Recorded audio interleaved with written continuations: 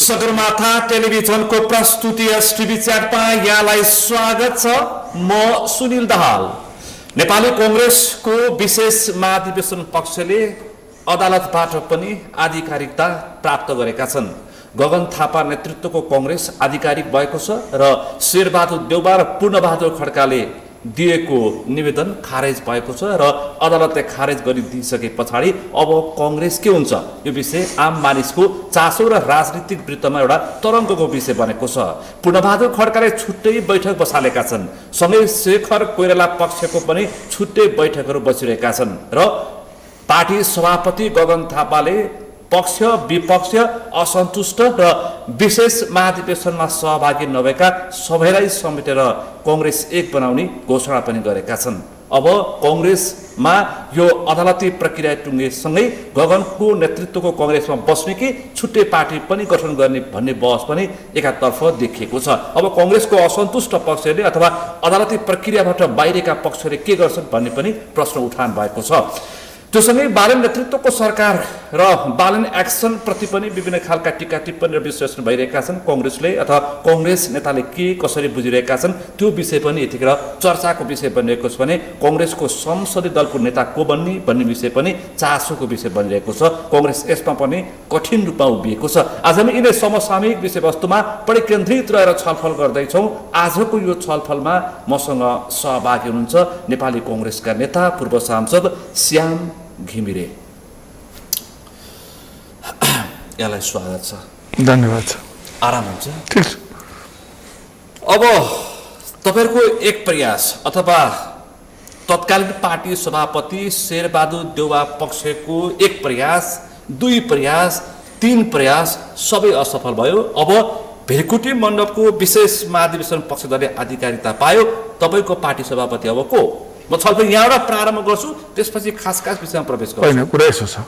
कुरा के छ भने विशेष महाधिवेशन भयो। विशेष महाधिवेशनको विषयलाई लिएर निर्वाचन आयोगमा तपाईलाई चाहिँ त्यसको विवाद निर्वाचन आयोगमा गयो।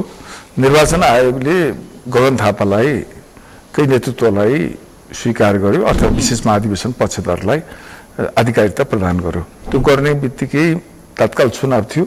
चुनावमा धेरै साथीहरूले जसले जसले टिकट पाउनुभयो उहाँहरूले टिकट लिएर जानुभयो। उहाँको सिग्नेचरबाट उहाँकै हस्ताक्षरबाट टिकट लिएर जानुभयो र त्यतिखेर के अवस्थामा गगन थापालाई सभापति एक प्रकारले स्वीकार गरेको अवस्था हो।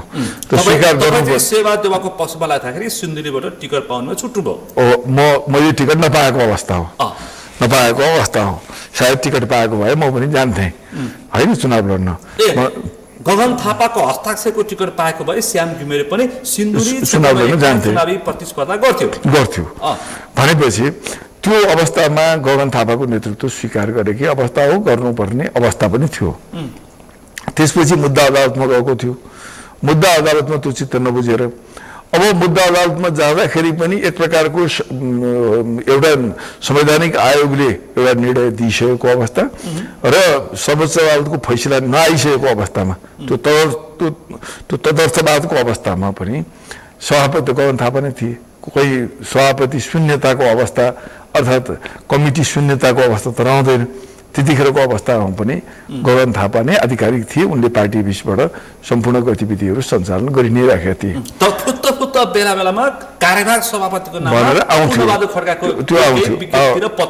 आउँथे, तर पार्टी बीच पुरानो संस्थापन पक्षले छोडिसकेको अवस्था हो होइन, छोडेर गगनजीहरूले सम्हालिसकेको अवस्था र अब अहिले आएर सर्वोच्चमा जुन मुद्दा थियो, सर्वोच्चले गगनजीहरूको पक्षमा अर्थात् चाहिँ विशेष महाधिवेशनको पक्षमा फैसला दिइसकेपछि अब कानुनी उपचारको बाटो टुङ्गिएको छ। अब सबैजना साथीहरू मिलेर अब चाहिँ के छ भने सबै नेताहरू मिलेर अब 15औं महाधिवेशनको तयारी गर्नु। यो विशेष महाधिवेशन केही बडा आएकै नेतृत्वले केही उसमा चाहिँ के छ भन्दाखेरि तपाईलाई चाहिँ 15औं महाधिवेशनको तयारी गर्नुको विकल्प छैन। तर म गगनजीलाई सँगसँगै उहाँ अहिले सभापति हुनुहुन्छ, उहाँलाई मैले के भन्छु भन्दाखेरि तपाईँ लाई सर्वोच्च अदालतसम्म अधिकारिता प्रदान गरिसकेपछि तपाईँको दायित्व भनेको सबैलाई मिलाएर लैजानु पर्ने हुन्छ।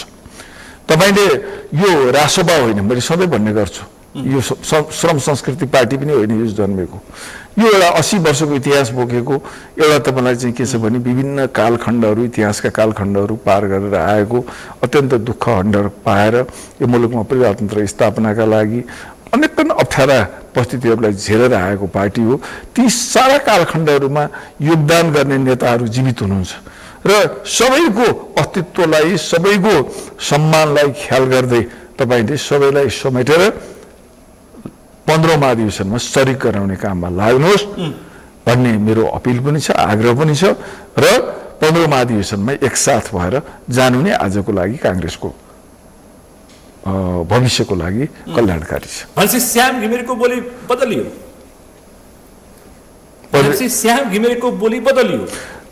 मेरो बोली केही पनि बदलेको छैन। म सुरुदेखि यही भन्दै आएको मान्छे हुँ। मैले कहिले पनि तपाईँलाई पार्टीभित्र विखण्डनका कुरा, पार्टीभित्र चाहिँ तपाईँलाई चाहिँ के छ भन्दाखेरि विद्रोह हुने कुरा, पार्टीलाई नराम्रो हुने कुरा कहिले पनि बोलिनँ।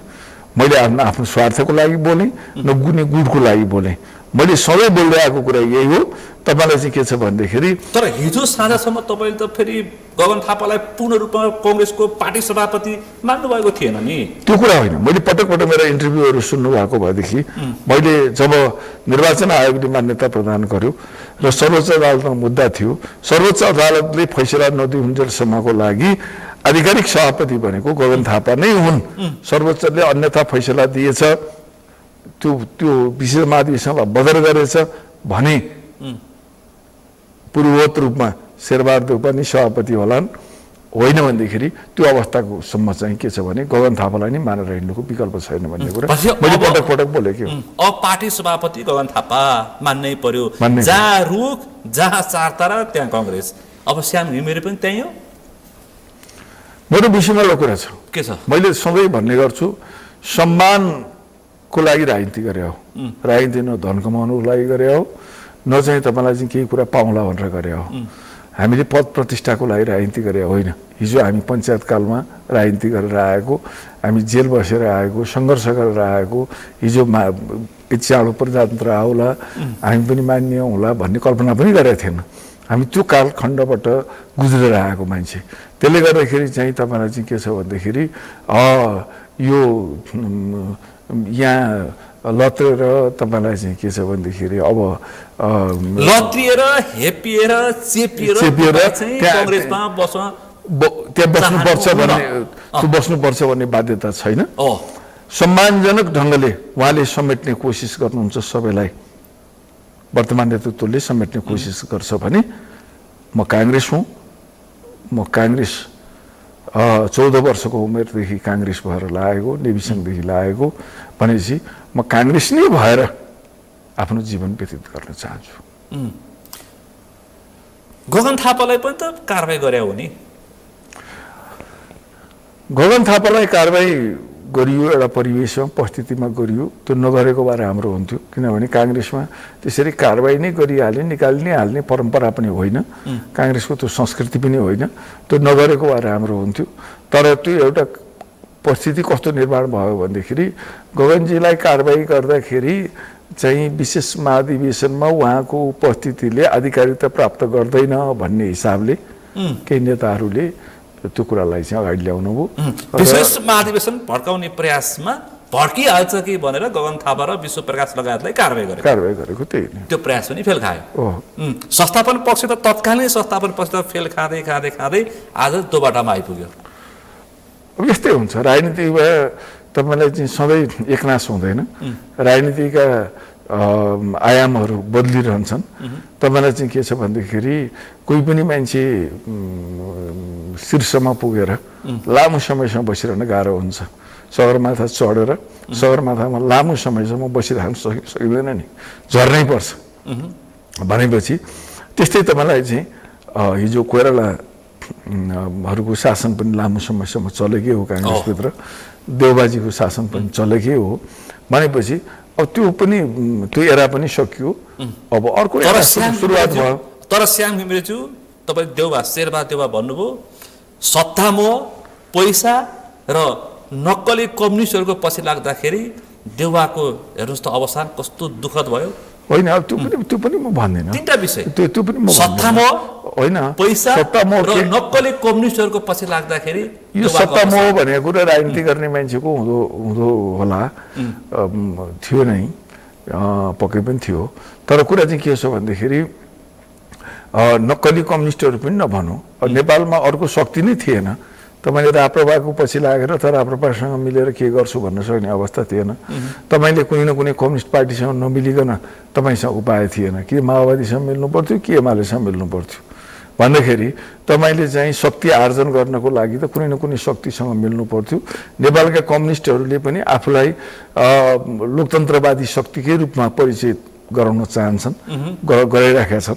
त्यसले गर्दाखेरि होइन, त्यस कारणले गर्दाखेरि तिनीहरूलाई नक्कली पनि नभनौँ, उनीहरूले आफूलाई लोकतान्त्रिक धारामा समाहित गरिसक्यौँ, हामी ब्रान्डको मात्रै कम्युनिस्ट हौँ भन्ने कुरा उनीहरूले स्वीकार गरिसकेको अवस्थामा त्यसलाई हामी एउटा लोकतन्त्रवादीको हैसियतले त्यसलाई सम्मान र स्वागत। देउवाको पछि लाग्दाखेरि तपाईँको राजनीति पनि धरापमा होइन, मेरो राजनीति केही धरापमा छैन। हेर्नुहोस्, म सांसद पनि भएँ, प्रमुख सचेतकसम्म भएँ। तपाईँलाई चाहिँ के छ भने मलाई त्यस्तो, मैले अघि नै भने म हिजो पञ्चायत कालबाट राजनीति गरेर आएको, जेल बसेर आएको, सङ्घर्ष गरेर आएको मान्छे। तपाईँलाई म सांसद हुन्छु, यो ठाउँसम्म पुग्छु भन्ने पनि मलाई थिएन। 3 चोटि केन्द्रीय सदस्य भएँ काङ्ग्रेसको। तपाईँलाई चाहिँ के छ भनेदेखि अब नहुँदाखेरि पनि मलाई चाहिँ के छ भने खासै फरक पर्नेवाला छैन। सबै साथीहरूलाई धन्यवाद, सबै नेताहरूलाई धन्यवाद दिएर म आरामले घरमा बस्न तयार छु। तपाईँ निष्क्रिय कङ्ग्रेस भएर पनि बस्न सक्नुहुन्छ? म बस्न सक्छु र काङ्ग्रेसको मतदाता भएर बस्न पनि म तयार। निष्क्रिय कङ्ग्रेस मतदाता भएर बस्न पनि म तयार छु। हजुर, त्यसकारण पूर्णबहादुर खड्काको बैठकमा पनि जानु भएन? म गएको छैन। जानुहुन्न? होइन, जान्न भनेर मैले कसम खाएको छैन, मलाई बोलाइएको पनि थिएन, म गएको पनि छैन। बोलाइएको पनि थिएन, म गएको पनि छैन। नेताहरूले बोलाउनु भयो भने नेताहरूलाई म अत्यन्त सम्मान गर्छु। एउटा इतिहासको कालखण्डमा ठुलो योगदान गरेर आउनुभएको नेताहरू हो। नेताहरूले बोलाइसकेपछि म उहाँहरूले व्यक्तिगत रूपमा घरमा बोलाउनु भयो भने जान्छु, उहाँहरूले कहीँ मिटिङमा बोलाउनु भयो भने जान्छु, उहाँहरूले बोलाउनु भयो भने जान्छु। म त्यसै चाहिँ म अब कतै पनि आफै जाने मात्रै होइन, पूर्णबहादुरको गुटमा लाग्ने कि नलाग्ने होइन, मैले आफ्ना कुराहरू राख्छु। अब गुटमा लाग्ने भन्ने कुरा अब अहिले नै मैले कुनै गुटमा लाग्ने निर्णय पनि गरेका छैन। म धेरै गुटप्रतिबाट उत्साही पनि छैन। अर्को डाक्टर शेखर पक्षको धनराज गुरुङले अर्को बैठक बोलाए, जाने नजाने? होइन, मैले पहिलो कुरा भनेको कुरा त के छ भन्दाखेरि अब उहाँले किन बोलाउनु भयो, कसो बोलाउनु भयो, के उद्देश्यबाट बोलाउनु भयो मलाई थाहा पनि छैन। दुवैजनाले बोलाएको थाहा छैन, मलाई यताबाट पनि बोलाइएको छैन, र पनि बोलाइएको छैन, नबोलाइकन मैले जाने गरेको पनि छैन। बोलाउनु भयो भने म नेताहरूलाई अत्यन्त आदर गर्छु, सम्मान गर्छु। कसैले पनि बोलाएको ठाउँमा मैले आजसम्म इन्कार गरेको छैन। मैले भ्याएसम्म म पुग्ने गर्छु, जान्छु। ती गुटको बैठक त फेरि विपक्ष हो नि त, फेरि संस्थापन इतर पक्षका हुन्। होइन, उहाँहरूलाई पनि मैले भन्ने गर्छु, उहाँहरूलाई पनि भन्छु कि तपाईँहरूले अब सर्वोच्च अदालतको फैसला समेत आइसकेपछि अब न्यायिक बाटो अवरुद्ध भएको छ, न्यायिक बाटो बन्द भएको छ। त्यसले गर्दाखेरि चाहिँ तपाईँहरूले अब पार्टीमै रहने हुँदाखेरि पार्टीभित्रै समाहित भएर 15औं महाधिवेशनको लागि तयारी गर्नुहोस्। हाम्रो पार्टीमा चुनाव हुने गरेकै छ, चुनावको लागि तयारी गर्नुहोस्। एक बार लड्नुहोस्, गरिसके एक हुन सक्नुहुन्न भनेदेखि 2 बार लड्नुहोस्। तर के छ भन्दाखेरि अब महाधिवेशनको प्रक्रियामा सहभागी हुनुहोस्। अब या त तपाईँलाई मैले अघि नै भने जस्तो त्यहाँबाट पार्टीको सामान्य सदस्य भएर, साधारण सदस्य भएर एउटा मतदाताको रूपमा पनि रहन सक्नुहुन्छ, त तपाईँको इच्छाको कुरा हो।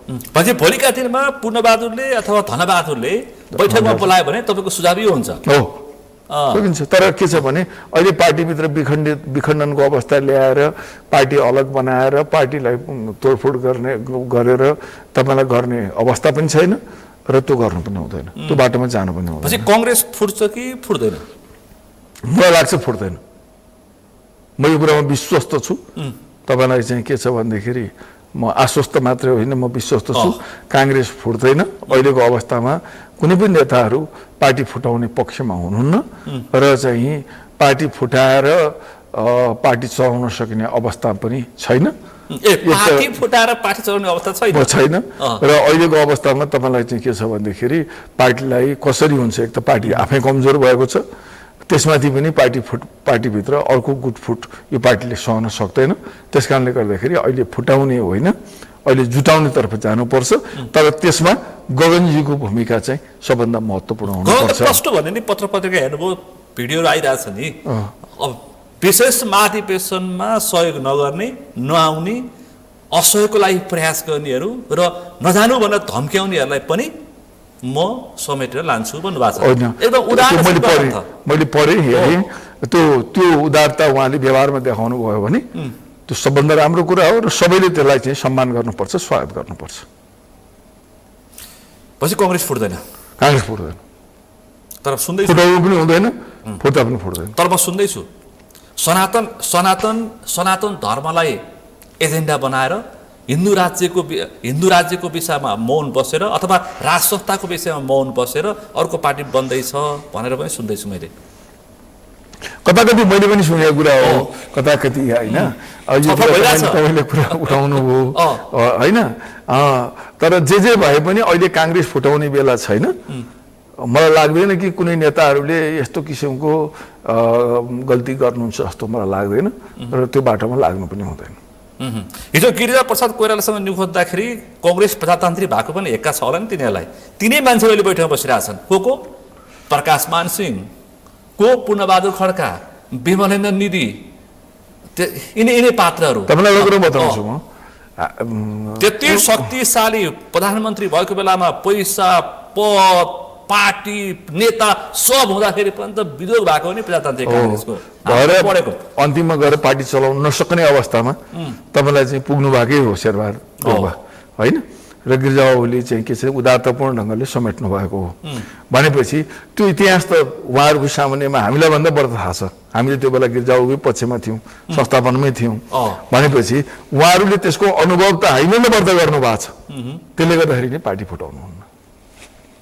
त्यसो यो छलफल भेट त्यो त भइरहन्छ नि, बैठक किन गुटको बैठक थापाले पाइहाले बधाई दिने तपाईँले भने जस्तै कि सक्रिय हुने, 15 महाधिवेशनमा नियमित महाधिवेशनमा सहभागी हुने, नभए चुपचाप निष्क्रिय कार्यकर्ता गर्ने, बस्ने, चुनाव आयो भने रुखमा भोट हाल्ने होइन। तपाईँलाई के छ भन्दाखेरि यो गुट भन्ने कुरा चाहिँ काङ्ग्रेसको 2003 सालदेखि नै राष्ट्रिय काङ्ग्रेस हुँदादेखिको रहेछ। बुझ्नुभयो नि, यो आज होइन, यो नेपाली काङ्ग्रेस। हामी इतिहासको विद्यार्थी, पोलिटिकल साइन्सको विद्यार्थी पढेको 2003 सालमा राष्ट्रिय काङ्ग्रेसको स्थापना भएदेखिको गुट स्थापना भएको रहेछ। र यो गुटहरू सधैँ चल्दै रहे नेपाली काङ्ग्रेसको इतिहासमा। प्रतिबन्धित कालखण्डमा पनि तपाईँलाई चाहिँ के छ भने गुटहरूको चल्थे, गुटहरूको भेला पनि हुन्थे, गुटहरूको मिटिङ हुन्थे। तपाईँलाई प्रतिबन्धित कालखण्डको तपाईँहरू अलिक सानै हुनुहुन्थ्यो अर्थात् जन्मिनु नै भएको थिएन होला, त्यतिखेर पनि गिरिजाबाबुको उसमा छुट्टै भेटघाट कार्यक्रम हुन्थ्यो। गिरिजाबाबुका मान्छेहरू छुट्टै थिए, कृष्णजीका मान्छेहरू छुट्टै थिए, गणेश मान्छेका मान्छेहरू छुट्टै थिए। पञ्चायतकालको कुरा गर्दैछु भन्दाखेरि यो गुटहरू थिए, गुटका भेलाहरू मिटिङहरू पनि भइरहन्थे। तपाईँलाई गिरिजाबाबुले तपाईँलाई चाहिँ के छ भन्दाखेरि सम्पर्क कार्यालय नै खोलेर राख्नु भएको थियो।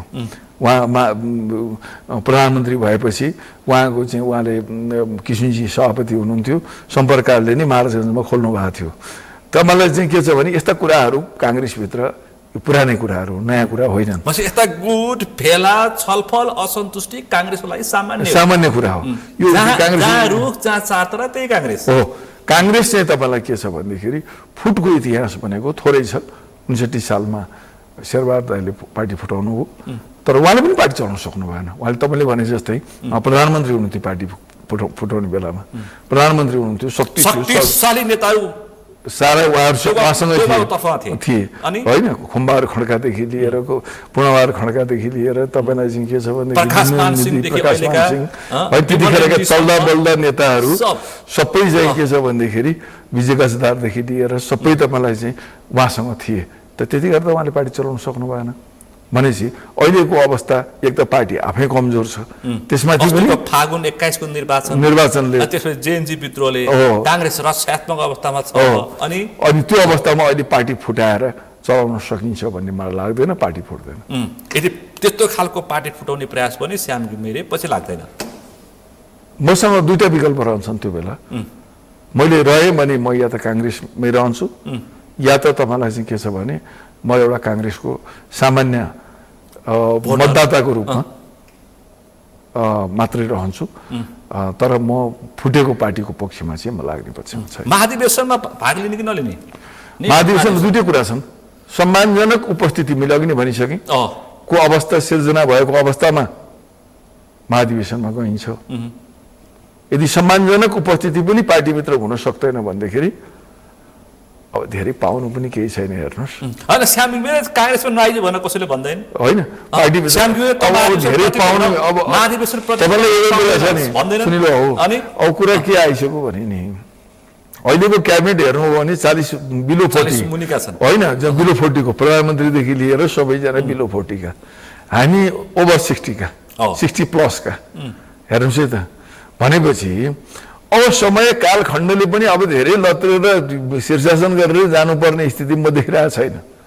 अहिले व्यक्तिगत रूपमा मलाई कुरा गर्नुहुन्छ भने मलाई धेरै ठुलो आकर्षण। तर मैले बुझेँ घिमिरेज्यू, तर एक थरी मान्छेलाई लाज रहेछ, त्यही गगन थापाको हस्ताक्षर बोकेर चुनावमा जाने अनि फेरि अहिले मान्दिनँ भन्ने विमलेन्द्र नि जस्ता मान्छेसँग चाहिँ लाज रहेनछ।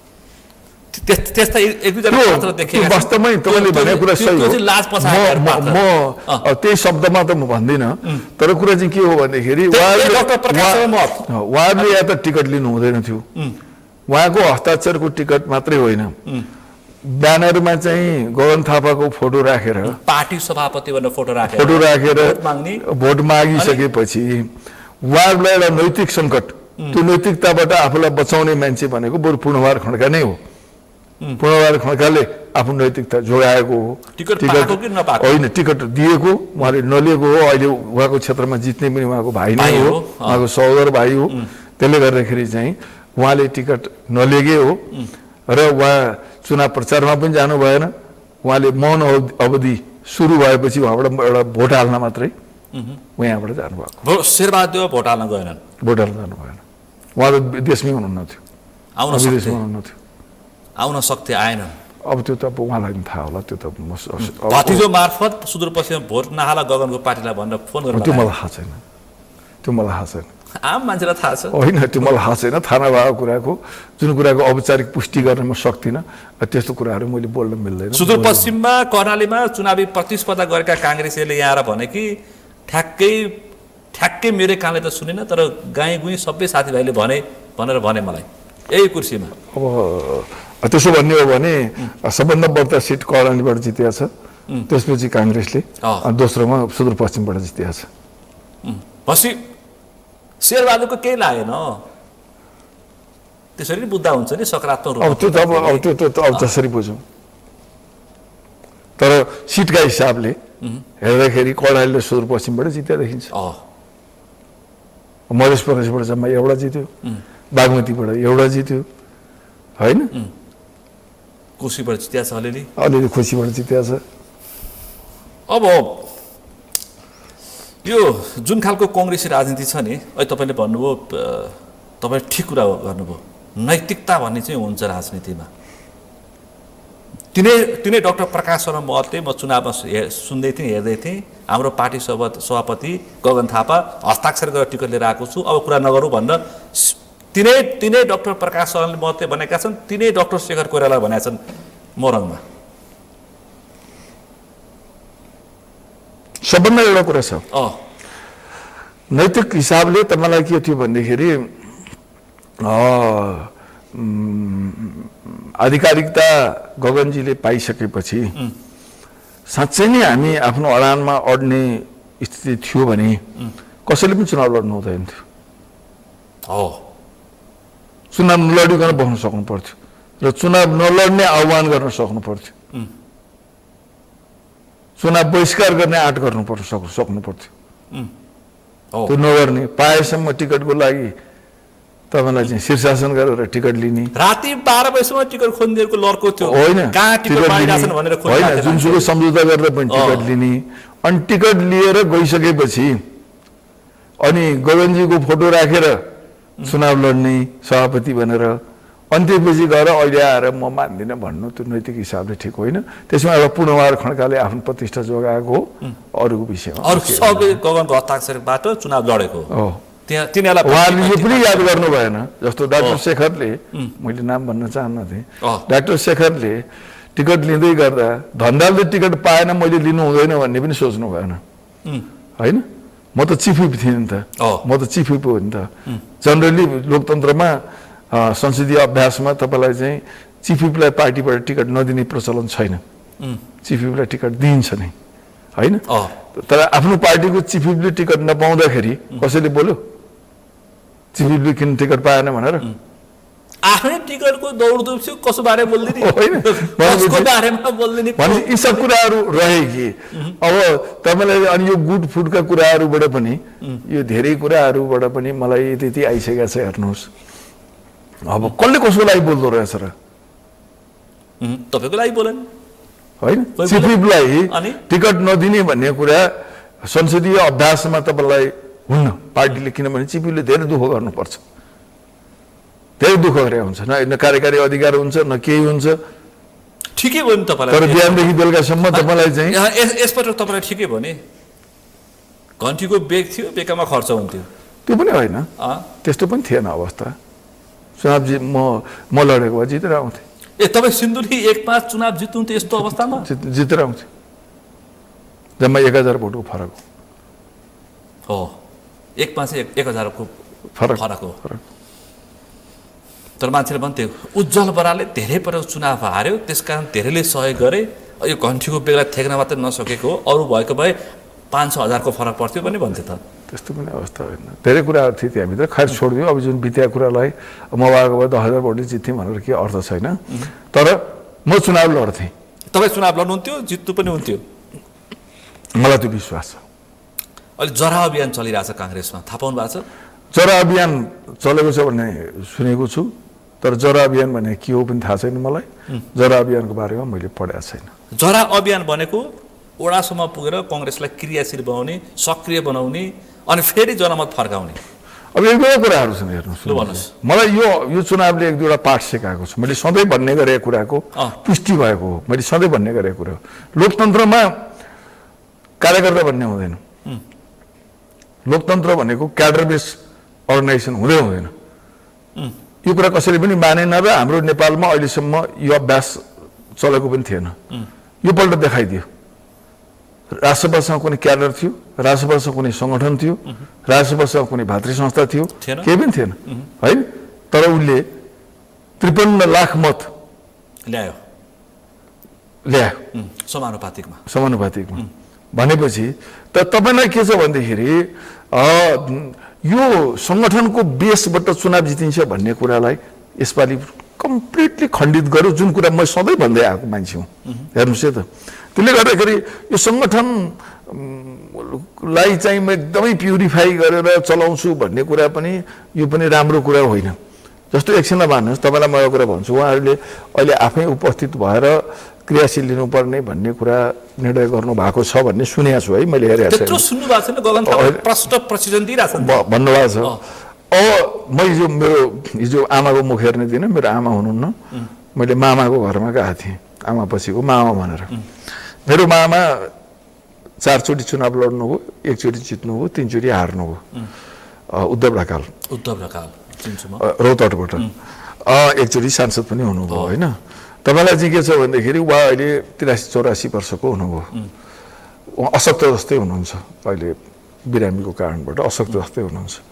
उहाँले मसँग कस्तो मार्मिक कुरा गर्नुभयो भन्दाखेरि, बाउ म 14-15 वर्षको उमेरदेखि काङ्ग्रेस भएँ, अहिले यो मेरो उमेर हो, म काङ्ग्रेसै भएर मर्न चाहन्छु होइन। अब मेरो यो उमेर भइसक्यो, तर म अहिले वार्डमा गएर क्रियाशील लिन सक्दिनँ, मैले गाउँ जानै सक्दिनँ, मेरो क्रियाशील त गाउँमा छ।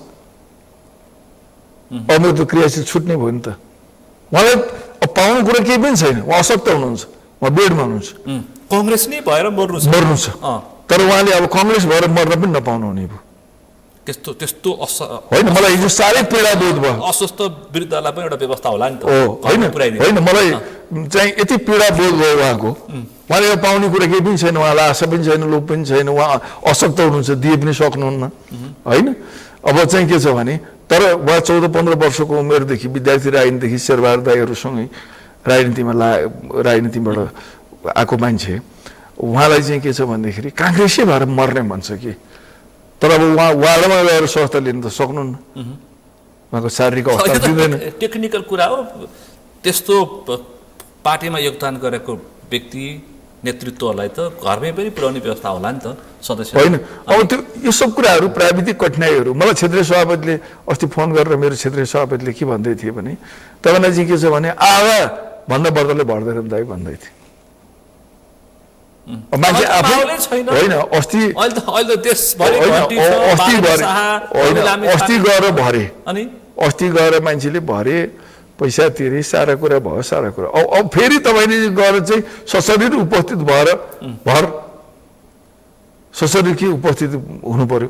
तपाईँले बायोमेट्रिक लिने होइन, तपाईँसँग बायोमेट्रिक लिने साधन छैन होइन, तपाईँको रेटिना लिने होइन होइन। अब तपाईँलाई चाहिँ उहाँहरूले टेक्नोलोजी कुरा सोध्दा बढी उहाँले नै गर्नुहुन्छ भनेपछि अब तपाईँलाई चाहिँ के छ भने कांग्रेस त्यहाँ सदस्य भनेको थियो, सुनेको थिएँ मैले कुनै होइन। तपाईँलाई एउटा कुरा आयो यसपालिको उसमा, जहाँ 1000 क्रियाशील छन् त्यहाँ भोट 400 आयो होइन। यसको मेजर कारण भनेर भनिएको त ल संस्था घटाउने, अब संस्था घटाएर 200 आउने, म झार्ने, त्यो 1000लाई त 100 मा झार्ने, ल ठिक छ झार्ने। अनि 100 मा झारेर चाहिँ तपाईँको भोट बढ्छ त? संस्था चाहिँ तपाईँले 1000लाई 100 मा झार्नुभयो, 200 मा झार्नुभयो भने चाहिँ अनि तपाईँको हिजो आएको 400 भोट चाहिँ अब बढेर 1000 पुग्नेवाला छ त? त्यो पनि छैन। कांग्रेस मास पार्टी हो, कांग्रेस संगठित संगठन वामपन्थी कम्युनिस्टहरू जस्तो घर घरमा पुगेर राजनीति गर्ने पार्टी होइन, मास पार्टी हो। त्यस कारणले अब फेरि कम्युनिस्ट जस्तै प्र्याक्टिस गर्न थाल्यो भने पुरै कांग्रेसलाई अप्ठ्यारो हुन सक्छ। यसमा मलाई आश्चर्य लागेको छ, यो बिचमा मेरो कुरा भएको छैन सभापतिजीसँग, प्रधानजीसँग। सभापतिजीसँग मैले अब मौका मिल्यो भने कुरा गरौँला। सभापतिजी पनि एउटा मान्यतामा क्लियर हुनुहुन्थ्यो, त्यो के हो भनेदेखि यो कांग्रेस भनेको मास पार्टी नै हो र यो सदस्यतालाई धेरै कडाइ गर्न जरुरी छैन। नेपाली कांग्रेस संस्था एउटै बनाऊ, यो दुई खालको संस्था पनि राखौँ, साधारण संस्था कांग्रेसहरू बिन्दास हुन्छन्, रिसुटी पनि आफ्नै उम्मेदवारलाई भोट हाल्दैनन् होइन, एउटै संस्था बनाऊ र त्यो संस्था भनेको अनलाइन पनि लिने व्यवस्था गरिदिउँ, या शुल्क राखिदिउँ। सुनिल दाहाललाई इच्छा लाग्यो कांग्रेस संस्था हुने, यी आफ्नै कम्प्युटरमा भर्ने, पैसा कति हो, शुल्क जति हो त्यो शुल्क पठाइदिने, सदस्य त तपाईँको घरमा आइपुग्छ। त्यो व्यवस्था गरौँ। तपाईँले भोट हाल्नु भएन भने हाल्नु भएन त के गर्नु त? अब कसले ग्यारेन्टी लिन सक्छ? तर तपाईँलाई एकचोटि त क्लिक गर्छ दिमागमा कि मैले कांग्रेसको संस्था लिएको छु, पैसा तिरेको छु, भोट हाल्ने बेलामा एकचोटि यति त सम्झिनु होला नि, एकचोटि उस स्मरण चाहिँ गर्छ नि त। मैले पैसा तिरेर संस्था लिएको छु, मैले कति मोरल मेरो हुन्छ कि मैले गएर घन्टीमा अथवा सूर्यमा भोट हाल्नलाई मेरो नैतिकताले कति दिन्छ भन्ने कुरा एकपल्ट त सोच्नु होला नि तपाईँले। सुझाव दिनु होला भेटेको बेलामा होइन। भनेपछि होइन, गगनजी पनि यो पक्षमा हुनुहुन्थ्यो, सभापतिजी, अहिलेको सभापतिजी त्यतिखेर महामन्त्री हुँदा अर्थात् त्योभन्दा अगाडि उहाँ यो कुरामा एकदम कम्प्लिट हुन्थ्यो। अब अहिले के चेन्ज आयो उहाँमा मैले पनि बुझ्न सकेको छैन। अब अहिलेको परिस्थिति अनुसार टेक्नोलोजी सबैतिर टेक्नोलोजी प्रविधि मार्फत नै राजनीति गर्ने भनेर आइसके अरू साथीहरू मास पार्टी हो। कांग्रेस मास पार्टी, राष्ट्रवादी राष्ट्रिय स्वतन्त्र पार्टी पनि मास पार्टीको रूपमा विकास भइरहेछ होइन। भोलि तपाईँको ठाउँ उनीहरूले लिन सक्छन्। हाम्रो तपाईँलाई के छ भने सबै सङ्गठन थिए, टोल कमिटी पनि थियो, टोल कमिटी 10 वटा त हाम्रो सङ्गठनका कमिटीहरू थिए। भातृ संस्था सङ्ख्या त अनगिन्ती, शुभेच्छुक संस्थाका सङ्ख्या त तपाईँलाई चाहिँ पूर्व माननीय पिए सङ्गठन पनि थियो, सङ्गठन पनि थियो। यी सारा कुराको बावजुद हामीले पाएको भोट त्यही हो नि त। र बिना सङ्गठन, कुनै पनि सङ्गठन बिना राष्ट्रपालले पाएको भोट हेर्नुहोस् त, कुनै सङ्गठनात्मक आधार नभइकन। यो त केपी ओली, पुष्पकमल दाहाल प्रचण्ड र शेरबहादुर देउवाको अनुहार इरिटेट भएर पुग्या मत हो के जेसुकै होस्। भनेपछि तपाईँलाई कुरा के छ भने लोकतन्त्र भनेको त, प्रजातन्त्र भनेको त मास अर्गनाइजेसन नै रहेछ नि, मास बेस नै रहेछ नि। घन्टी छाप पार्टी आफ्नै ठाउँमा राख्ने, पार्टी नछोड्ने, मत मात्रै छोड्ने भनेर मत मागेको थियो त साथीहरूले। अनि साथीहरूले कङ्ग्रेसले पार्टी छोडे नि मत छोडे होइन, यो कुरा हुनुपर्छ। अनि स्विङ मत नै हुने हो डेमोक्रेसीमा, स्विङ मत हुनुपर्छ। म यो पक्षको मान्छे हो। त्यो स्वाभाविक हो। त्यसो हो, यो जीवनभर काङ्ग्रेसको झन्डा गाडेर उ गर्ने भन्ने त म जस्तो कार्यकर्ताले नेताले होला होइन। तर शुभेच्छुकहरूले होइन, एउटा सामान्य मतदाताले त तपाईँलाई चाहिँ सुनिल दाहाललाई के मतलब? आफ्नो प्रोफेसन हुनुहुन्छ, आफ्नो काम गर्नुभएको छ, आउनुभएको छ, यो पल्ट काङ्ग्रेसलाई मन लाग्यो काङ्ग्रेसलाई भोट हाल्नुहुन्छ, अर्कोपल्ट एमालेलाई भोट मन लाग्यो एमालेलाई, अर्कोपल्ट राष्ट्रसभालाई मन लाग्यो भने राष्ट्रसभालाई हाल्नुहुन्छ। स्वाभाविक हो। किन तपाईँलाई मान्य हुनु छैन, तपाईँलाई चाहिँ काङ्ग्रेसबाट कुनै लाभ लिनु छैन भनेपछि तपाईँले काङ्ग्रेसै भएर झन्डा टाँगेर घर आए चाहिँ किन बस्नु पर्यो? स्विङ भोट नै हुनुपर्छ। यस्तो स्विङ मत जानु स्वाभाविक हो। स्वाभाविक हो, यो हुनुपर्छ भन्छु म। किनभने तपाईँले एउटा कुरा मान्नुहोस्, काङ्ग्रेसको मतदाता छ, एमालेको मतदाता छ, माओवादीको मतदाता छ, या राष्ट्रसभाको मतदाता छ, एकदम त्यो कन्स्ट्यान्ट मतदाता छ भन्दाखेरि त काङ्ग्रेसले राम्रो काम गरे पनि त्यो काङ्ग्रेसको मतदाताले काङ्ग्रेसलाई नै भोट हाल्ने भयो, नराम्रो काम गरे पनि काङ्ग्रेसलाई मत हाल्ने भयो नि त होइन। राष्ट्रसभाले राम्रो नराम्रो जे काम गरे पनि राष्ट्रसभालाई नै भोट हाल्ने भयो कन्स्ट्यान्ट मतदाताले त। तर स्विङ मतदाताले त्यो गर्दैन नि, उसले चित्त बुझेन, चित्त नबुझ्ने बित्तिकै उसले मत फेरिदिन्छ। उसले इच्छा लागेको मत इच्छा लागेको बेला मत हाल्न स्वतन्त्र छ, त्यही मत निर्णायक हुन्छ, त्यही मत निर्णायक हुने हो। त्यसले गर्दाखेरि लोकतन्त्रमा स्विङ मत ऊ जज हो कि जनता भनेको न्यायाधीश हो। त्यो न्यायाधीशले झन्डा बोक्नु हुँदैन, त्यो न्यायाधीश कुनै पनि पार्टीमा लाग्नु हुँदैन, कुनै पनि पक्ष विपक्षमा लाग्नु हुँदैन, उनले सही न्याय दिनु पर्यो। जनताको जनमत अन्तिम निष्कर्ष हो।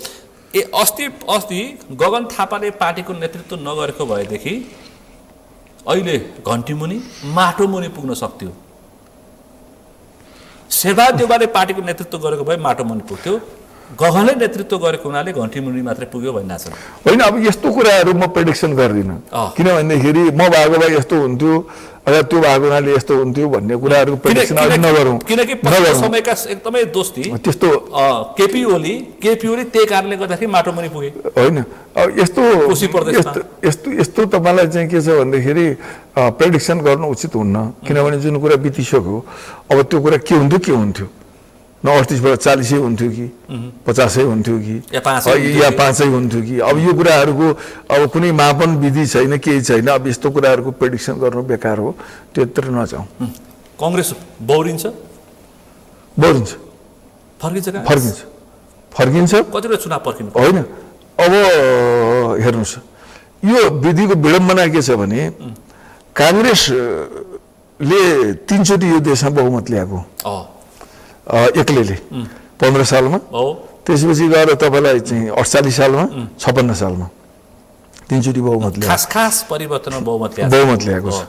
बहुमत ल्याउँदाखेरि हामीले तपाईँलाई चाहिँ के छ भन्दाखेरि सत्ता जोगाउन सकेनौँ, नसकेकै हो। भनेपछि कम्युनिस्टहरूले पनि एकचोटि बहुमत ल्याए 74 मा होइन। अहिले फेरि मिल्ने कुरा गर्दैछ होइन, ल्याए उनीहरूले, सुन्दैछु, ल्याए उनीहरूले पनि सत्ता जोगाउन सकेनन्। भनेपछि अहिले राष्ट्रसभा सत्तामा आएको छ, म चाहन्छु 5 वर्ष सत्ता चलोस्, बालेन शाह नै प्रधानमन्त्री भएर चलाउनु। तपाईँको शुभकामना, मेरो शुभकामना छ। किनभनेखेरि नेपालमा आजसम्म कोही पनि मान्छे प्रधानमन्त्री 5 वर्ष प्रधानमन्त्री भएर चलाउन सकेन, कोही पनि मान्छे। भनेपछि एउटा बालेन शाह एउटा इतिहासमा एउटा चाहिँ के छ भने उदाहरण बनुन् कि उनले 5 वर्ष यो मुलुकलाई ड्राइभ गरून् भन्ने म चाहन्छु। तर मैले त्यो सम्भावना अत्यन्त कमजोर देख्छु।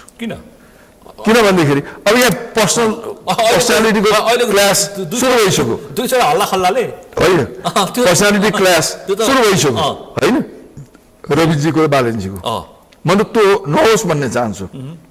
रविजीले उहाँले पार्टीबाट निर्णय गराएर बालनजीलाई भाइ प्रधानमन्त्री भनेर घोषणा गराएर भोट माग्नुभयो।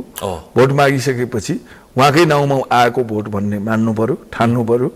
त्यस कारणले आएको मत हो भनेर ठान्नु पर्यो। किन होइन, चुनाव जितेको अवस्था छ होइन। भनेपछि अब तपाईँलाई चाहिँ के छ भने 5 वर्ष उहाँलाई चलाउन दिनुहोस् भन्ने मेरो आग्रह छ। 5 वर्ष उहाँलाई जसरी उहाँले चलाउन चाहनुहुन्छ चलाउन दिनुहोस्, त्यसपछि फेरि अर्को निर्णय गर्ने कुरा उहाँहरूको पार्टीभित्रको कुरा हो। राम्रो गर्नु भने फेरि आउँछ, राम्रो गर्नु भएन भने फेरि अरू पार्टी आउँछन्। भनेपछि यो अभ्यासमा मुलुक जाओस् भन्ने चाहन्छु, तर त्यो सम्भावना चाहिँ मलाई कमजोर लाग्छ। पक्क 3 हप्ता पुग्यो, कमजोर लाग्छ। होइन मलाई, किनभने मैले इतिहासलाई हेरेर भनेको हो, अहिलेको अवस्थालाई हेरेर भनेको होइन। मैले आशंका पनि गरे होइन, उहाँहरूप्रति मेरो दुर्भावना राखेर मैले कुरा गरेको पनि होइन।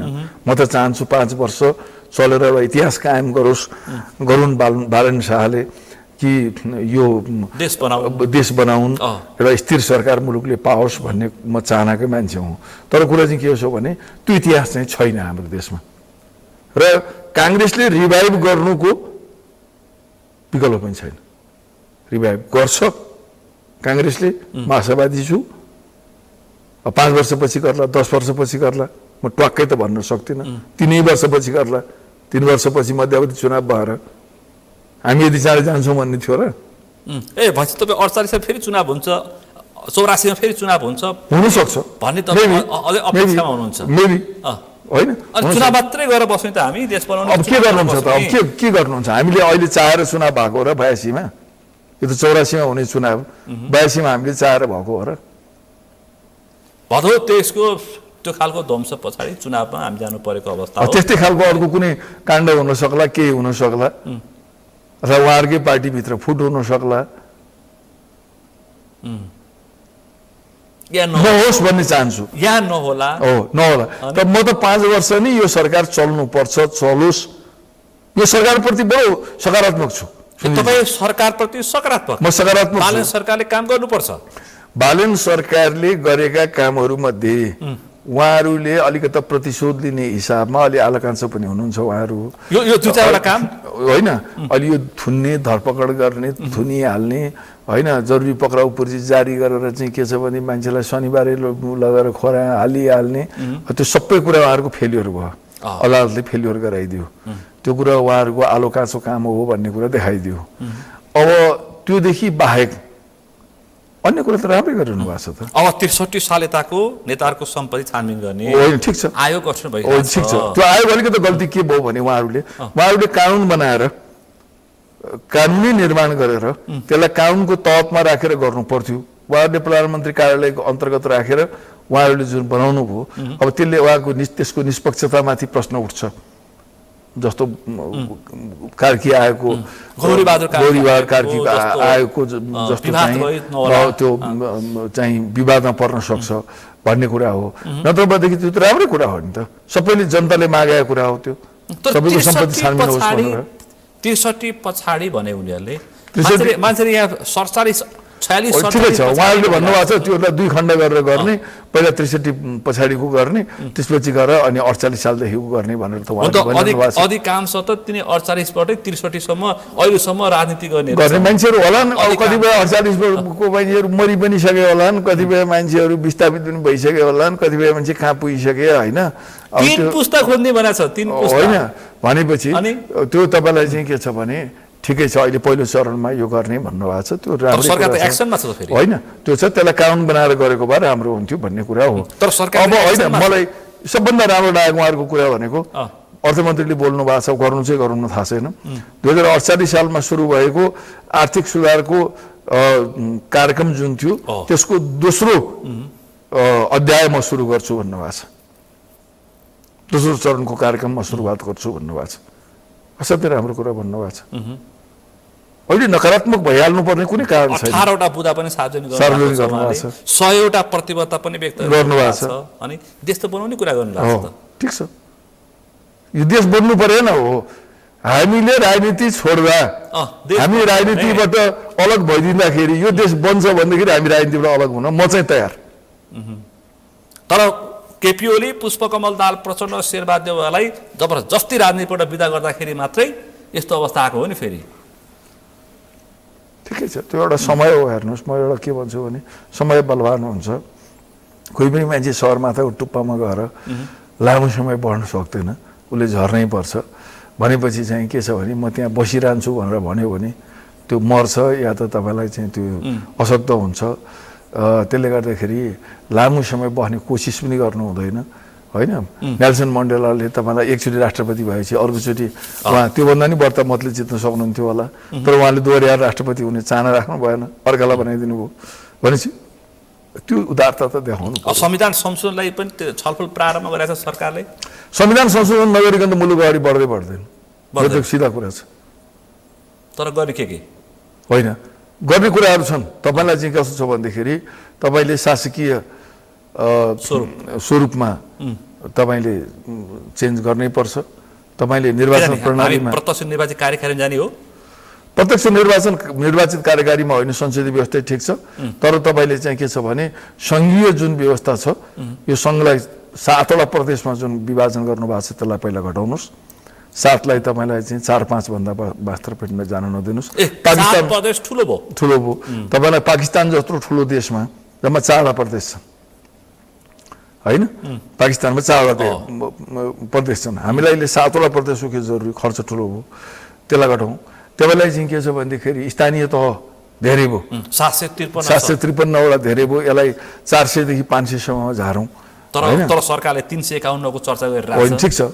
ठिक छ, कति उपयुक्त हुन्छ त्यति नै गरौँ। मैले भनेको यसलाई घटाउँ। तपाईँलाई चाहिँ के छ भनेदेखि विषयमा होइन, प्रदेश सभाको विषयमा अन्य विकल्पहरू के खोज्न सकिन्छ भने खोजौँ। त्यसपछि गएर तपाईँलाई संसदको पनि म भन्छु ल 270वटा सिट छन्, कति 275वटा सिट मध्ये त्यसको 1/3 महिलाको लागि आरक्षित गरिदिउँ, तर निर्वाचित भएर आउने व्यवस्था गरौँ। 275 को 175 110 छ गर्दाखेरि तपाईँलाई चाहिँ 165 र 110 हो। 110 गर्दाखेरि तपाईँलाई 275 हो। 275 को 1/3 हिस्सा महिलाको लागि आरक्षित गरिदिउँ। यो पल्ट एक ठाउँमा आरक्षित हुन्छ, अर्को पल्ट अर्कै ठाउँमा आरक्षित हुन्छ होइन। आरक्षण गरिदिउँ। अहिले इन्डियामा पनि त्यही कुरा चलिरहेको छ, तर के छ भन्दाखेरि सबै निर्वाचित हुने व्यवस्था गरिदिउँ। यो समानुपातिक हटाइदिउँ। समानुपातिको प्रणाली आलोचना पनि गरेको छ होइन, यो अलि बढ्ता विकृति पनि भयो। तपाईँलाई चाहिँ के छ भने जनतासँग नगइकन एउटा जनतासँग निर्वाचित भएर खुट्टा ढोकेर आउनुपर्ने सांसद, एउटा चाहिँ के छ भने यहाँ नेता वरिपरि घुमेर बन्ने सांसद, त्यो बिचमा विकृति छ होइन। यो समानुपातिक छनौट प्रक्रिया राख्न त एकदमै शुभेच्छा राखेको हो, तर प्रयोग गर्दाखेरि अत्यन्तै विकृत तरिकाले यसलाई के गरौँ भने यसलाई तपाईँलाई चाहिँ के छ भनेदेखि 1/3 सिट महिलाको लागि आरक्षित गरिदिउँ।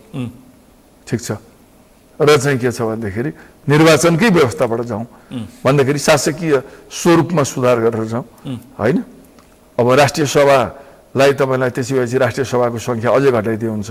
राष्ट्रिय सभाको उपराष्ट्रपतिलाई इन्डियामा जस्तो तपाईँलाई चाहिँ उपराष्ट्रपतिलाई अध्यक्ष बनाउने राष्ट्रिय सभाको अध्यक्ष नराखौँ। राष्ट्रिय सभाको अध्यक्ष उपराष्ट्रपतिलाई गर्ने व्यवस्था इन्डियामा छ नि, त्यही इन्डियाको जस्तो व्यवस्था गरिदिउँ। यस्ता कुराहरू धेरै कुराहरू होला होइन। मैले अझै यति कुराहरू मोटामोटी भने होइन, अलिक महत्त्वपूर्ण संसदीय मान्छेलाई नपसेको यिनै नै विषय हो होइन। संसदीय प्रणालीलाई चाहिँ छोड्नुहुन्न, किनभनेदेखि हाम्रो जस्तो भूराजनीति भएको मुलुकमा संसदीय प्रणाली छोडेर हामीले चाहिँ के छ भनेदेखि प्रत्यक्ष निर्वाचित कार्यकारी बनाउने अभ्यासमा गयौँ भनेदेखि चाहिँ हामी भोलि हाम्रो लोकतन्त्रै समाप्त हुन सक्छ, हाम्रो राष्ट्रियता समाप्त हुन सक्छ, धेरै कुराहरू हुन सक्छ। जनताले चाह्यो भने त संसदीय प्रक्रियाबाट दुईटै आयो, झन्डै आयो, दुई मात्रै कम हो। हुन्छ, त्यसले आउने रहेछ त आउँदैन भन्दै थियो त पहिला होइन। तर तपाईँलाई चाहिँ के छ भने शासकीय प्रणालीमा सुधार गरौँ, निर्वाचन प्रणालीमा सुधार गरौँ होइन, संवैधानिक अङ्गका नियुक्तिहरूमा सुधार गरौँ, ट्रेड युनियनहरू खारेज गरौँ। अब त्यो त म त खुसी छु त्यसमा। अनावश्यक रूपमा दुःख होइन, मलाई त हेर्नुहोस् यो ट्रेड युनियनहरू विद्यार्थी युनियन, युनिभर्सिटी भनेको पढ्ने ठाउँै भएन, युनिभर्सिटी भनेको राजनीति गर्ने ठाउँ हो। खारेज गरिदिनु होइन, तपाईँ खारेजको पक्षमा? म खारेजको पक्षमा। मैले शाखा अधिकृत नेता बन्ने कर्मचारी ब्युरोक्रेसीमा राजनीति यो तपाईँलाई के छ भने मैले त राज्य व्यवस्था समितिको बैठकमा बोलेको थिएँ, बोल्दाखेरि मैले आफ्नै साथीहरूबाट धेरै खप्की खानु पर्यो। हेर्नुहोस् राज्य व्यवस्था समितिको बैठकमा गएर मैले त तपाईँलाई चाहिँ के छ भनेदेखि यो सबै खारेज गर्नुपर्छ भनेपछि यो विद्यार्थी युनियन खारेज, कर्मचारीको ट्रेड युनियन खारेज, अब यहाँ मजदुरहरूको ट्रेड युनियन खारेज, सब खारेज अनि देश बन्छ र यो अवसर राष्ट्रसभालाई छ, यो अवसर हामीलाई थिएन। किनभने हाम्रो वर्षौँदेखि काम गरिरहेका ट्रेड युनियनले मान्दैनथे हामीलाई उठ्थे। लोकतन्त्रको चाहिँ आन्दोलनमा सारा दिन बोकेर हिँड्ने नेभी सङ्घले अथवा हाम्रो विद्यार्थी सङ्गठनले मान्थ्यो होइन भन्दाखेरि हामीले गर्न सक्दैन थियो काम। तर राष्ट्रवादसँग त केही पनि छैन, न उसँग ट्रेड युनियन छ, न उसँग भातृ सङ्गठन छैन उसको। उसले गर्न सक्छ यो काम, गरोस्। तपाईँको शुभकामना, मेरो शुभकामना छ। म त साँच्चै कुरा गर्नु छ सुनिलो हो, म त किन म त आशावादी छु। तपाईँ त खुसी देखिनु भएको छ बालन नेतृत्वको सरकार आए पछाडि। होइन ठिक छ, हामीलाई त देशको विकास चाहियो। मैले राजनीति छोडिदिँदाखेरि यो देशको विकास हुन्छ भने म त छोड्न तयार हो। पुराना कल कारखाना सबै चलाउँछु भनेको छ हो, तर सरकारले चलाउनु हुँदैन, फेरि यो गलत हुन्छ। राज्यले चलाउने होइन, यो चलाउने हो भनेदेखि तपाईँलाई चाहिँ के छ भने प्राइभेट सेक्टरलाई दिनुपर्छ। राज्यले चलायो भने यहाँ तिरेको निजीकरणको नाममा जग्गा प्लटिङ होला नि त फेरि, अनि त्यसलाई रोक्ने विधिहरू छन् नि, त्यसलाई रोक्ने त्यो त हाम्रो अनुभवले बताइसक्यो। त्यो अनुभवको आधारबाट सिकेर तपाईँलाई चाहिँ के छ भनेदेखि नयाँ मोडलबाट जान सकिन्छ। तर के छ भनेदेखि अब तपाईँलाई चाहिँ कल कारखानाहरू चलाउने भनेको राज्यले चलाउने भने चाहिँ तपाईँ हामीले तिरेको ट्याक्सबाट अनि त्यो ट्याक्सबाट चाहिँ पेमेन्ट गरेर चाहिँ कारखाना चलाउने होइन। गोरखकाली रबर उद्योग चलाउने, हो त्यसबाट उत्पादित टायरहरू सरकारी सवारी साधनमा प्रयोग गर्ने, ठिक छ। अनि हेठौडा कपडा उद्योग चलाउने, त्यसको कपडा पुलिस प्रशासन कर्मचारी सरकारी कर्मचारी लगाउने, राम्रो कुरा हो, राम्रो कुरा हो। तर निजी क्षेत्रलाई दिने हो, राज्यले व्यापार गर्नै हुँदैन, यो महाभूल हो। र त्यो काममा मलाई लाग्छ स्वर्णिम वाग्लेसँग मलाई विश्वास छ, अरूमाथि विश्वास भए पनि नभए पनि अनि स्वर्णिमजीले कम्तीमा पनि राज्यले व्यापार गर्न थाल्ने कुरामा लाग्नुहुन्न भन्ने कुरामा स्वर्णिमजी अमेरिकामा पढेर आएको मान्छे, अर्थशास्त्र बुझेको मान्छे, विश्वको अर्थतन्त्र पनि बुझेको मान्छे, तर उहाँले यो कर्ममा लाग्नुहुन्छ भन्ने कुरा चाहिँ म विश्वास गर्दिनँ। तर मान्छेहरू बहुत खुसी भएको छन् यो बन्द रहेका कल कारखाना चलाउने भन्ने विषयमा चाहिँ अति खुसी भएको छन्। तर खुसी तपाईँ बहुत सकारात्मक टिप्पणी होइन, तपाईँलाई खुसी धेरै नहुनुहोस्। किन? राज्यले चलाउन थाल्यो भने बिग्रिन्छ।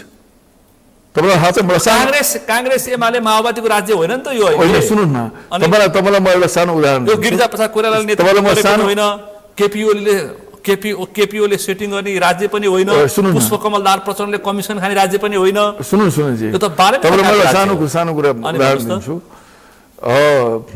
नवीन दास जोशी उद्योग मन्त्री हुनुभयो, बिचरा मरेर जानुभयो, मित्र हुनुहुन्थ्यो। अनि उहाँले यो औषधि उद्योग साई औषधि लिमिटेड थियो नि, पछि नेपाल औषधि लिमिटेड भयो, अनि त्यो औषधि लिमिटेड चलाउने निर्णय गर्नुभयो र उहाँले 15 करोड रुपियाँ इन्जेक्ट गर्नुभयो। त्यसमा राज्यसँग मागेर 15 करोड रुपियाँ इन्जेक्ट गर्नुभयो। पछि अरू 15-20 करोड रुपियाँ इन्जेक्ट भएको छ, 30-35 करोड रुपियाँ पैसा इन्जेक्ट भयो, राज्यको पैसा इन्जेक्ट भयो। त्यही सिटामल उत्पादन गर्न अहिले फेरि बन्द भयो। सिटामल उत्पादन गर्ने कारखाना यहाँ यत्र बनिसके नेपालमा, 101 कम्पनीहरू बनिसकेका छ। तपाईँले 30-35 करोड रुपियाँ पैसा राज्यको इन्जेक्ट गरेर, मैले दिन शेरबहादुर दाइका भेट्न गएको, शेरबहादुर दाइले के भन्नुभयो, ए बुझिस त्यो नवीन भन्ने त पहिला राम्रो मान्छेहरू छ नि भन्नुभयो। उहाँले नवीनलाई मन पराउनु हुन्थ्यो पहिला, राम्रो मान्छेहरू छ नि भन्नुभयो। किन भनेको त्यो बन्द भएको औषध लिमिटेड चलायो के त्यसले भन्नुभयो। मैले भने दाइ त्यो त ठिकै गर्नुभयो, तर कति करोड रुपियाँ पैसा राज्यको इन्जेक्ट गरेको छ। यस्तो हो नि त घिमिरेज्यू, यो देशका प्रशासकहरू छाडा थिए, यो देशका ब्युरोक्रेसी छाडा थिए, त्यसका तिनीहरूले मनलाग्दी गर्थे, बिगार्थे, कमिसन खान्थे, घुस खान्थे। अब पाउँदैन क्या। इन्डियाले इन्डियन एयरलाइन्स चलाउन नसकेर टाटा कम्पनीले बेचे होइन अस्ति भर्खर। एयरपोर्ट चलाउन एयरपोर्ट चलाउन नसकेर एयरपोर्ट लिजमा दिएछ, सबै इन्डियाका एयरपोर्टहरू लिजमा दिएछ। पार्टनरसिप निजी क्षेत्रसँग पार्टनरसिप पनि जान सक्छ नि त राज्य। त्यो त कुनै मोडल निकाल्नु, तर त्यो व्यापार गर्ने काम चाहिँ प्राइभेट सेक्टरले कम्प्लिट सरकारले आफैले चलाउन सक्दैन। वायु सेवा निगम हो एउटा उदाहरण छ। अनि यो सक्नुहुन्छ त्यो 2200 निगमलाई जति सक्दो चाँडो तपाईँ चाहिँ के छ भनेदेखि प्राइभेटाइजेसनमा लैहाल्नुहोस्। टेलिकममा निजी क्षेत्र अब आजकल त त्यसलाई टेलिकममा निजी क्षेत्र नै हालेपछि निजी क्षेत्र प्राइभेटाइजेसन टेलिकम पनि बन्दै गएको छ आज। हो प्राइभेटाइजेसन भन्ने शब्द बदनाम भएर तपाईँलाई चाहिँ के छ नि मौद्रिकीकरण भनेर चाहिँ नयाँ शब्दको उत्पन्न भएको छ। अब तपाईँ जे भन्नुहोस् शब्द मौद्रिक नीति मौद्रिकीकरण भनेर चासो हुन्छ। अब मैले भन्न खोजेको अन्तिममा छु म यो बालन सरकारको एक्सन तपाईँलाई कस्तो लागिरहेछ? होइन मैले अघि नै भनिसकेँ तपाईँलाई के छ भन्दाखेरि उनले प्रतिशोध लिने काम अनि भइरहेको छ होइन। अब प्रतिशोध हामीले पनि लियौँ होला सरकारमा हुँदाखेरि, तर अहिले उनी 2/3 नजिकको सरकारले प्रतिशोध लिने काम गर्नु हुँदैन र हतारमा केपी ओली र रमेश लेखकलाई पक्राउ गर्दैमा त्यो प्रतिशोध नहुन सक्दैन। अलिअलि दीपक खड्काको केसमा चाहिँ हो कि भन्ने मान्छेलाई भइरहेछ। तपाईँलाई सुन्नुहोस् न, रमेश लेखक, केपी ओली, दीपक खड्का तपाईँलाई चाहिँ के छ भनेदेखि त्यो पक्राउपूर्ति त शेरबहादुर देउवाको दम्पतिलाई पनि छ होइन। यो महिला एकजना सांसद रेखा शर्मा पूर्व सांसद, त्यसपछि गएर चाहिँ अहिले शेरबहादुरका दम्पति माथिको पक्राउ पूर्जी, यी सबै कुराहरू हतारमा गरिएका निर्णयहरू हुन् होइन। तपाईँ मजाले अनुसन्धान गर्नुहोस्, प्रमाणहरू पुर्याउनुहोस्, प्रमाणहरू पुर्याइसकेपछि तपाईँ कारबाही गर्नुहोस् न। त्यो पाउँछ राज्यले, राज्यले गर्न पाउँछ, त्यो राम्रो कुरा हो। तर तपाईँले पक्रेर ल्याउनु भयो, अदालतले भोलिपल्ट छोडिदियो, के मजा आयो? तर अनुसन्धान सकिया छैन है। होइन अनुसन्धान गर्नुहोस् न, अनुसन्धान गर्नु तपाईँलाई कसले रोकेको छ राज्यलाई? पहिला पक्रेर होइन कि पहिला तथ्य पत्ता लगाएर तपाईँले चाहिँ आफ्नो तथ्यका साथ एकैचोटि तपाईँले मुद्दा अभियोजन गर्न पनि सक्नुहुन्छ नि होइन। मुद्दा अभियोजन गरेर तपाईँलाई चाहिँ अदालतमा पेश गर्न पनि सक्नुहुन्छ नि त, गर्नुहोस्। त्योदेखि बाहेक अन्य एक्सनहरूको हकमा होइन, यो अहिले जुन तपाईँलाई चाहिँ सम्पत्ति छानबिन समिति बनाएको छ, यसलाई कानुन बनाएर गर्नु पर्थ्यो। तपाईँको सुझाव? मेरो सुझाव यसलाई चाहिँ के छ भन्दाखेरि जसरी अब ठेकेदारहरूले तोकेको मितिमा ठेक्का पुरा गरेन भने उनीहरूलाई पनि नछोड्ने अरू एक्सनहरूलाई सकारात्मक ढङ्गले लिएको छु मैले। पूर्व पश्चिम राजमार्गलाई महेन्द्र राजमार्ग नि भन्ने भनेको छ, तपाईँलाई कस्तो लाग्यो? मलाई एकदमै राम्रो लागेको छ, खुसी हुनुभयो? म त खुसी छु त्यसबाट। यसलाई महेन्द्र राजमार्ग नै भन्नुपर्छ, किनभने इतिहास हो, त्यो उनले बनाएको हो, त्यो उनको प्रयासबाट बनेको हो, त्यो नभन्ने। अनि हामी चाहिँ श्रीमतीको सुन बेचेर चाहिँ पैसा थपेर आज हामीले मदन भण्डारी राजमार्ग, बिपी राजमार्ग भनेर बनायौँ, भोलि अर्को सत्ता आउला अनि त्यसले भोलि बिपीको नाउँ मेटाइदिने, मदन भण्डारीको नाउँ मेटाइदिने, त्यस्तो गर्नु हुँदैन नि। राष्ट्रवाद सरकार छ अहिले, भोलि बिपी राजमार्गलाई बिपी राजमार्ग भनेर हटाइदियो, भोलि रवि राजमार्ग बनाइदियो। अब यस्तो अभ्यासले त कहीँ पुगिँदैन नि। तब त्यसले गर्दाखेरि त्यो राम्रो कुरा होइन। त्यो महेन्द्र राजमार्ग नै हो, महेन्द्रकै प्रयासबाट बनेको हो, त्यो महेन्द्र राजमार्ग नै त्यसको नाम ठिक छ। नारायण हिटी राजदरबारबाट गणतन्त्रको स्मारक पनि अब हटाउने र त्यसलाई विशेष सङ्ग्रहालय बनाउने भन्ने चर्चा छ, तपाईँ सुन्नुभएको? सुनिलजी, अब भन्न मैले मिल्थ्यो कि मिल्दैन थियो, अब विवादमा त म परौँला। तर म त के भन्छु भनेदेखि गणतन्त्र आइसकेपछि पनि होइन, तपाईँलाई चाहिँ राजा ज्ञानेन्द्र, तत्कालीन राजा ज्ञानेन्द्रलाई नारायण हिटीमै बस्न दिनु पर्थ्यो। धेरै देशहरूमा यो अभ्यास छ, धेरै देशहरूमा यो अभ्यास छ।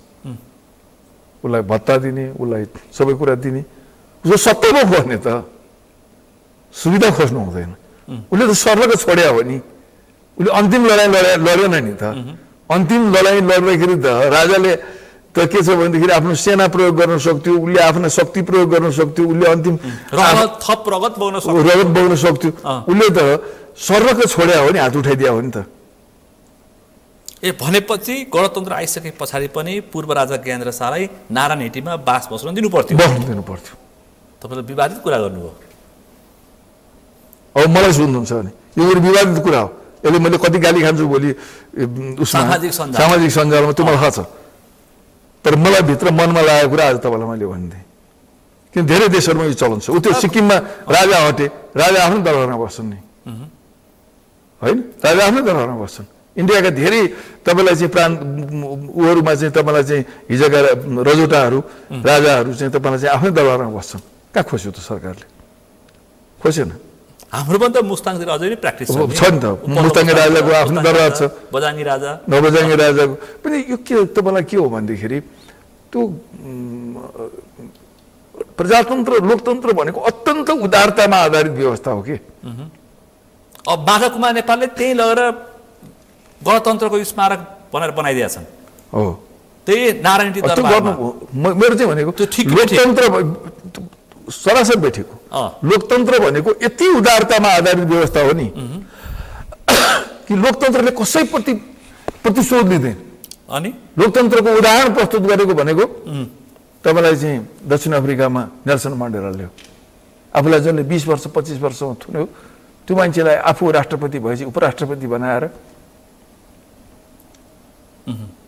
शासन गरे भनेपछि त्यो अहिले पनि त बालन शाहले गुणाकर भट्ट जस्ता कङ्ग्रेसी पृष्ठभूमि राखिरहेछन् होइन त्यो सँगै राष्ट्र बैङ्कको गभर्नर नहटाउने कुरा गरिरहेछ अनि उनले पनि त कङ्ग्रेसी पृष्ठभूमिका धेरैलाई स्थान दिइरहेको त्यो दिनुपर्छ अनि योग्य मान्छेहरूलाई काङ्ग्रेस भनेर पो नल्याउने हो त योग्य मान्छे योग्यता छ क्षमता छ भने काङ्ग्रेस भएको कारणले उसलाई लखट्नु त भएन नि त एमाले भएको कारणले लखट्नु त भएन नि त यदि योग्यता छ क्षमता छ भनेदेखि त्यो उदारतामा आधारित व्यवस्था हो नि लोकतन्त्र त वामपन्थीहरू मिल्छु भन्छन् के भन्नुहुन्छ केपी ओलीले पुष्पकमल दाहाल प्रचण्ड भेट्न थाले प्रचण्डले के भन्यो भने यो निर्वाचन हामीले चाहेको थिएन भन्न थाले प्रचण्डले मैले सेड्युल डाउन गरी राष्ट्रपति कार्यालयमा भनेर भन्ने प्रचण्ड अहिले बोली फेर्दैछन् के भन्नुहुन्छ होइन अब ठिकै छ उहाँहरू मिल्नुभयो भनेदेखि राम्रै कुरा हो उहाँहरू वामपन्थीहरू अत्यन्त कमजोर भएको अवस्था हो उहाँहरूको 60% भन्दा बढी मत थियो अघिल्लो निर्वाचनमा अहिले त्यो घटेर 22%मा झरेको छ त्यसले गरी उहाँहरू कमजोर भएको अवस्थामा मिलेर जानुभयो भनेदेखि राम्रै हुन्छ तर अब एउटा कुरा चाहिँ सत्य चाहिँ के हो भने यो मुलुकबाट यो तितो सत्य हो यो मुलुकबाट नबोल्दा राम्रो हुन्थ्यो तर कुरा चाहिँ के हो भनेदेखि अब वामपन्थी शक्तिहरू बिस्तारै संसारबाटै कमजोर भए चाहिँ यो मुलुकबाट पनि कमजोरै भएर जाने हो भनेपछि अब नेपालमा कम्युनिस्टहरू दुई चारवटा इलेक्सन पछाडि देखा पर्न गाह्रो छ अलिअलि अस्तित्व रहला मजदुर किसान पार्टी जस्तो होइन समाप्तै होला त म भन्दिनँ तर सक्यो मजदुर किसान पार्टी पनि सक्यो अस्तिको निर्वाचनबाट भक्तपुरको राजसत्ता अब तपाईँलाई यो किनभने यो वैचारिक रूपमै स्खलन भएको हो संसारभरि त्यस कारणले गर्दाखेरि अब यसको धेरै ठुलो भनेपछि आगामी निर्वाचनमा चुनावी प्रतिस्पर्धा कि कङ्ग्रेस कि रासोपा दुई चारवटा इलेक्सन त्यो राम्रो कुरा हो राम्रो पक्ष हो त्यो भयो भने तर यो त ठुलो भू राजनीतिक चलखेल हुँदैछ यहाँ त अनेक कुरा सुनिँदैछ यो सबै सेटिङ हो सबै रोड म्याप हो अरू काम हुँदैछ भन्छन् त यहाँ त हुनसक्छ हामी कहाँ हाम्रो के हामी जस्तो मुलुकमा तपाईँलाई चाहिँ के हो भनेदेखि भू राजनीतिक चलखेल धेरै हुन्छ शक्ति राष्ट्रहरूको चलखेल धेरै हुन्छ हामी भू राजनीतिक हिसाबले हामी अत्यन्त संवेदनशील स्थानमा छौँ किनभनेदेखि चीनसँग हाम्रो सम्बन्ध जोडिएको छ चीनसँग भन्दा पनि अझ तिब्बतसँग हाम्रो सम्बन्ध जोडिएको कारणले अमेरिकन इन्ट्रेस्ट र चाइनिज इन्ट्रेस्ट हामी कहाँ बढी छ अब इन्डियनहरूको इन्ट्रेस्ट छँदै नै छ आफ्नो ढङ्गको होइन त्यसले गर्दाखेरि यो सबैको इन्ट्रेस्ट यहाँनिर आएर मिसिँदाखेरि तपाईँलाई हामी अप्ठ्यारोमा पर्छौँ जस्तो तपाईँलाई कहिलेकाहीँ कस्तो हुन्छ भने बिआरआई गऱ्यौँ हामीसँग अमेरिकनहरू रिसाए इन्डियनहरू रिसाए होइन हामीले एनसिसी गऱ्यौँ चाइनिज रिसाए होइन अब तपाईँलाई चाहिँ के छ भनेदेखि यो विभिन्न कुराहरूमा कहिले इन्डिया रिसाउने कहिले चाइना रिसाउने कहिले तपाईँलाई अमेरिका रिसाउने हामीले यो सबैलाई ब्यालेन्स गर्न यति गाह्रो छ नि बालन सरकारले भनिसक्यो त पहिलो नेपाली प्रथम नेपाली प्रथम नेपाल प्रथम नेपाली यही हो परराष्ट्र नीति भनिसक्यो त अनि त्यो त ट्रम्पको ऊ चाहिँ साबटी लिए उनले होइन ठिकै छ त्यो राम्रै कुरा हो तर कुरा के छ भने यो ब्यालेन्स गर्ने कुरा सजिलो छैन यो ब्यालेन्स नगरिकन सत्तामा टिक्न पनि सकिँदैन नेपालमा तिनवटा शक्तिलाई कम्तीमा ब्यालेन्स गर्नै पर्छ तपाईँले भारत चीन र अमेरिका पश्चिमा यो तिनवटा शक्तिलाई ब्यालेन्स गर्न सक्नु भएन भने तपाईँलाई सत्ता टिक्नु दिँदैन कम्प्लिट पश्चिमाको हामी छ भन्छन् एक थरी अब त्यो छ अब त्यो छ भन्छन् अहिले त्यो अहिले सबैको भनाइ त्यही नै छ तर त्यो कति दिन रहन्छ भन्ने छ भोलि इन्डियनहरूको पनि प्रेसर होला चाइनिजहरूको त्यस्तै प्रेसर होला होइन सुनिँदैछ यसलाई कसरी ब्यालेन्स गरेर लैजाने प्रधानमन्त्री बालन शाहभन्दा अगाडि राष्ट्रसभाको सभापति रवि लामिछानेलाई भारतको निम्ति आयो भनेर चर्चा चलिसकेको छ यो के हो त्यही हो अब यस्ता कुराहरू हुन सक्छन् अब तपाईँलाई चाहिँ कुरा भनेपछि अब दुई चार महिना पछाडि मुलुकमा कायापलट हुन्छ भने तपाईँलाई पनि लागिरहेछ कायापलट हुन्छ भन्ने करिब 2400-2500 जना जेल जान्छन् भन्ने पनि चर्चा छ होइन ठिकै छ कांग्रेसको एक लेयर खाली हुन्छ पनि भन्ने सुन्दैछु प्रतिशोधको राजनीति गर्नु भएन कसैले पनि होइन जसले गरेको छ उसले जान्छ भने जान्छ त जसले भ्रष्टाचार गरेको छ जानु पनि पर्छ नि त जाओस् हो त्यो जो कोही होस् ठ्याक्कै समय सक्यो समय र सम्वादलाई आभार व्यक्त गर्न चाहन्छु यहाँलाई पनि आफ्नो विचारहरू राख्ने अवसर दिनुभयो त्यसको लागि धन्यवाद छ धन्यवाद आज हामीले विशेष गरी कङ्ग्रेसको आधिकारिकता अदालतको निर्णय त्यस पछाडि अब कङ्ग्रेसमा के हुन्छ र असन्तुष्ट पक्षहरू संस्थापन इतर पक्षहरू कसरी अगाडि बढ्छन् बालन नेतृत्वको सरकार बालन एक्सन र त्योसँगै विभिन्न खालका प्रतिक्रियाहरू आइरहेका छन् यो प्रतिक्रियामा कङ्ग्रेसीहरू के भन्छन् यिनै विषयवस्तुमा केन्द्रित रहेर छलफल गऱ्यौँ आजको यो छलफलमा मसँग सहभागी हुन्थ्यो नेपाली कङ्ग्रेसका नेता पूर्व सांसद श्याम घिमिरे आजको विषय प्रसङ्ग यति नै भोलि अर्को विषय प्रसङ्गका साथ एसटिभी च्याटलोनी वाचा गर्दै म सुनिल दाहाल पनि बिदा चाहन्छु सगरमाथा टेलिभिजन हेर्दै गर्नुहोला नमस्कार